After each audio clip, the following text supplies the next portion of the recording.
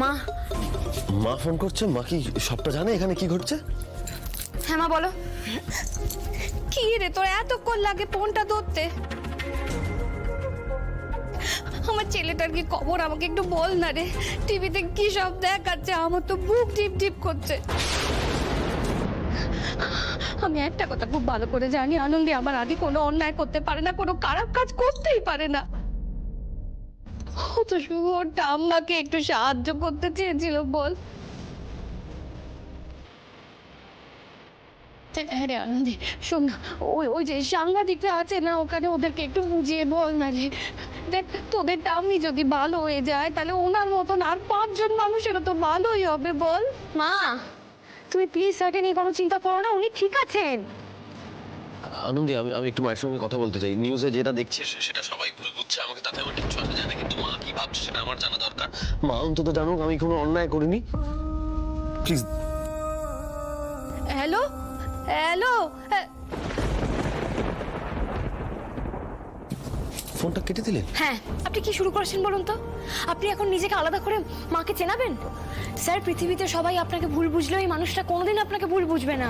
আপনি ওনার অংশ sir. Sir আজকে আপনি যেখানে দাঁড়িয়ে আছেন না, সেটাও কিন্তু মায়ের জন্যই। কিন্তু আনন্দী, আমি আমি সবটা বুঝতে পারছি, কিন্তু আমি সবটা কি করে এখন সামলাই বলুন তো? এই স্যার প্লিজ স্যার, স্যার আপনি খুব ভালো স্যার, আপনি খুব ভালো একজন ডাক্তার, আপনি খুব ভালো মানুষ। এখন আপনি শুধু মন দিয়ে নিজের কাজটা করুন। এখানে আপনি আছেন, ভবতোষ স্যার আছেন, অপূর্বদা আছে। আপনারা প্লিজ স্যার শুধু নিজেদের কাজটাতে কনসেন্ট্রেট করুন। কিন্তু কিন্তু আনন্দী, এখন তো শুধু ভ্যাকসিনে হবে না, সম্ভব না। আরো আদি, তুমি তো বলেইছো যে ভাইরাসের জন্য একটা অ্যান্টিডোটও তৈরি করবে তুমি। হ্যাঁ, তাহলে এখন আমাদের দুটো কাজ দাঁড়াচ্ছে। এক, আপনাদের ওষুধ তৈরি করা।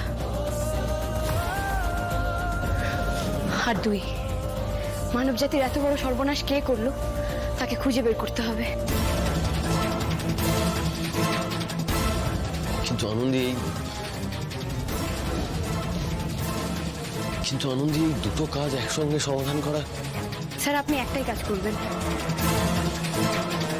আপনি শুধু মন দিয়ে নিজের কাজটা করুন, আর পরের কাজটা আপনি আমার উপরে ছেড়ে দিন। আমি ঠিক খুঁজে বের করবো সে কি।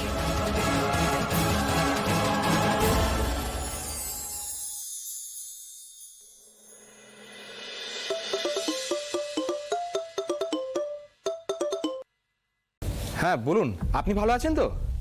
হ্যাঁ আমি ঠিক আছি, আমরা এখানে সবাই ঠিক আছে, আমাদের কিছু হয়নি।